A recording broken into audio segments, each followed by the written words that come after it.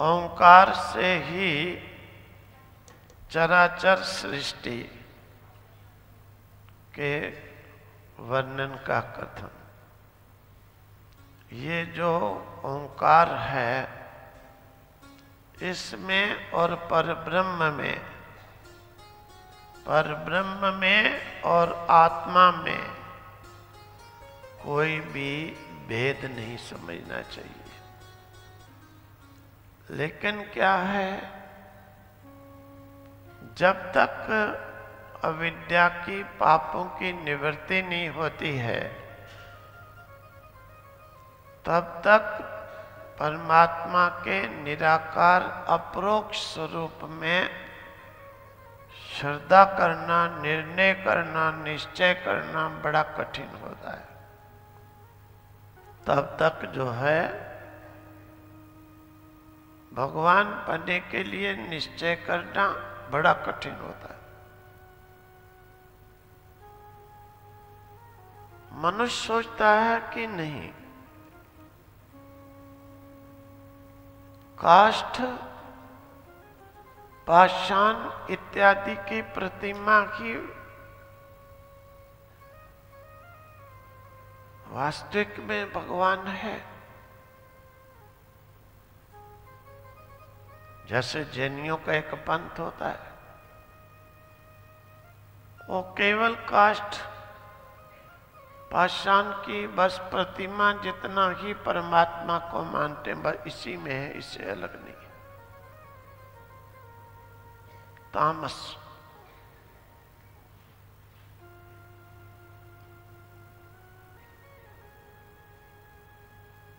ये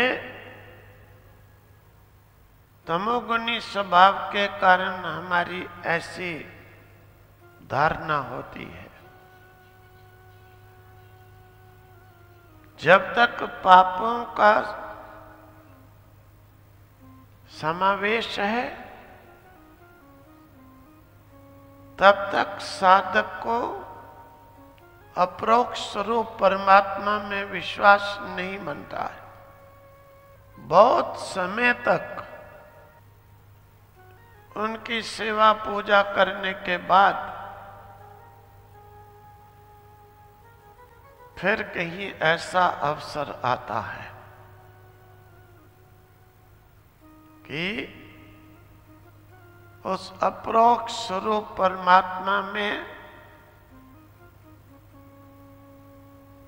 हमारा निश्चय, श्रद्धा बैठती है।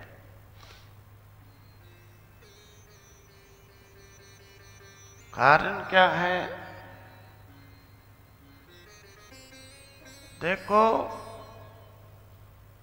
ये नहीं कि प्रतिमा आदि की पूजा गलत है।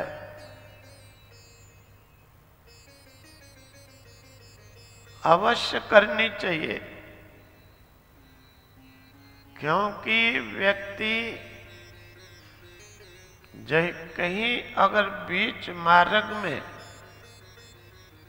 टूट जाता है, भटक जाता है,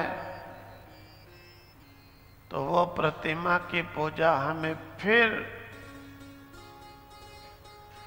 अपने उस गंतव्य पद पर ले आती है। घर में रखे हो प्रतिमा आदि, भगवान सब जगह है। भगवान सब जगह है। जब हमारे शास्त्र कहते हैं, गुरु कहते हैं, आचार्य कहते हैं,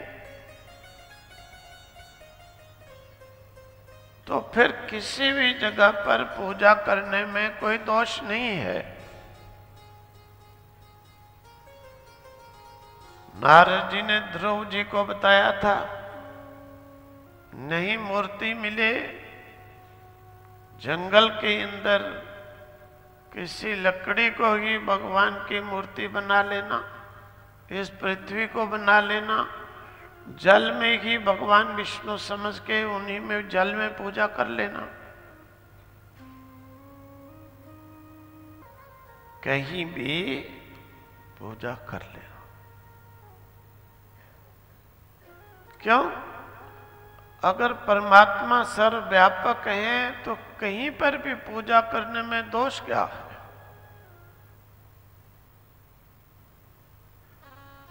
ये जो लोग मूर्ति खंडन करने वाले हैं,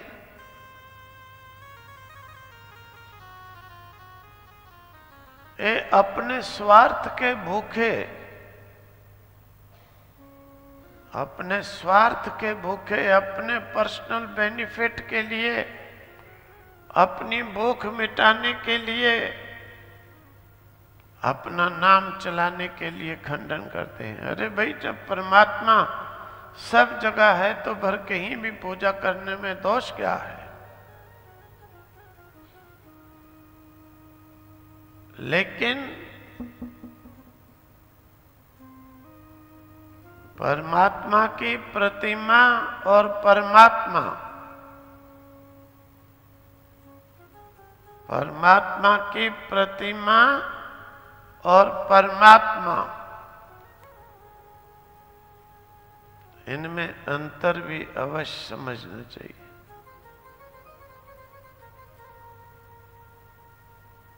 परमात्मा और परमात्मा की प्रतिमा की पूजा भगवान भी कहते हैं,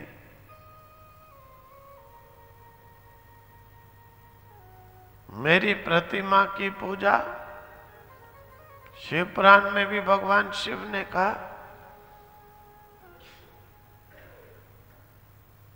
मेरे शिवलिंग की पूजा कमलों से करोगे 1,00,000 बड़े से बड़ी बाधा भी छूट जाएगी, बड़े से बड़ा रोग भी हरण होगा, और लक्ष्मी की प्राप्ति के लिए अखंड चावलों के द्वारा मेरे शिवलिंग की पूजा करके साधक उत्तम लक्ष्मी प्राप्त कर सकता है। लाख की संख्या में कमलों से पूजा करके भी लक्ष्मी प्राप्त कर सकता है। और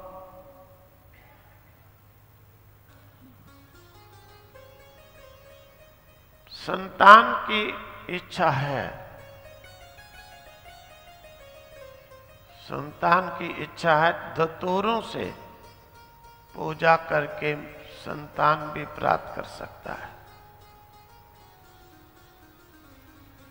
मेरे चांदी के शिवलिंग की पूजा करके ऐश्वर्य प्राप्त करेगा, यश। स्वर्ण के शिवलिंग की पूजा करके मोक्ष भी पा सकता है।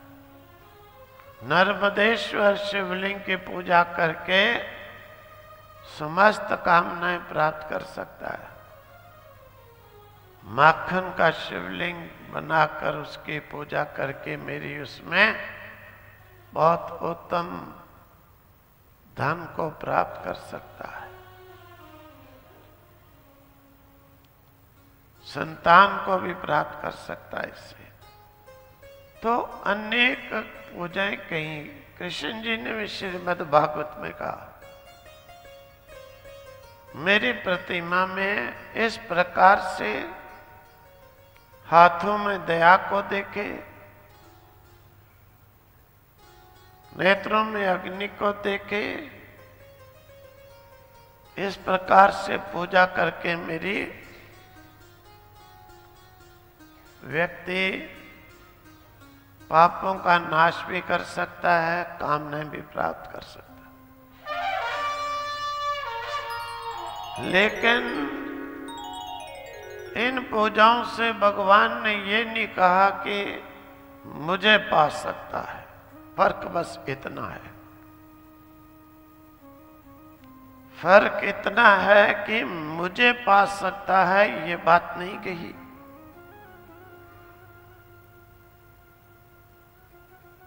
भगवान शिव ने कहा, मेरे आत्मलिंग को जो पूजते हैं और ब्रह्म विद्या के द्वारा जो मुझे पूजते हैं, ब्रह्म विद्या के द्वारा जो मुझे पूजते हैं। कृष्ण जी ने भी कहा गीता के अंत में, ये जो शास्त्र है गीता, इस ब्रह्म विद्या के द्वारा जो मुझे पूजते हैं वो मुझे प्राप्त कर लेते हैं, उससे मैं प्राप्त होता हूं। ब्रह्म विद्या मेरी पूजा की सामग्री है, मेरी मूर्ति की पूजा की सामग्री है, वस्त्र, धूप, दीप, आरती। मेरी मूर्ति की पूजा से कामनाएं पूरी होंगी, लेकिन मेरी प्राप्ति नहीं होगी। मेरी प्राप्ति के लिए मेरी पूजा की सामग्री जो है ब्रह्म विद्या है।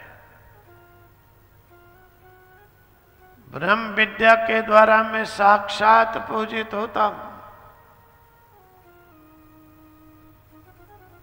ब्रह्म विद्या के द्वारा मैं साक्षात पूजित होता हूं।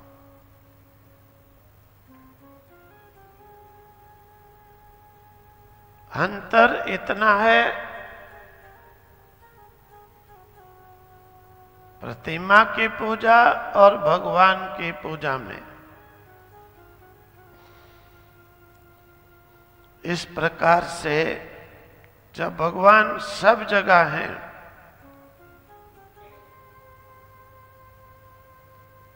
जब सब जगह हैं, ध्रुव जी ने जाकर काष्ठ की मूर्ति ही मान ली, पूजा करके भगवान को प्रकट कर लिया। इसी प्रकार से बहुत से भक्तों ने इस प्रकार से आराधना करके अपने लक्ष्य को प्राप्त किया है।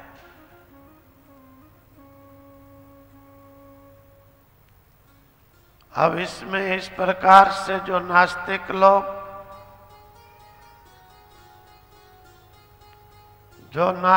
लोग इसके अगेंस्ट कहते हैं, अवहेलना करते हैं,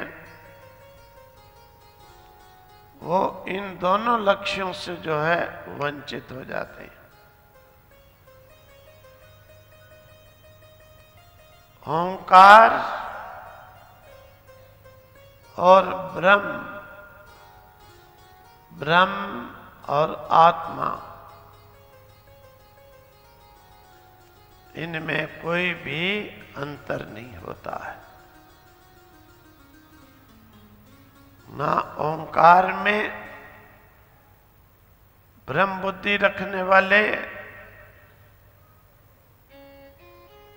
ब्रह्म में ओंकार बुद्धि रखने वाले, आत्मा में ब्रह्म बुद्धि रखने वाले,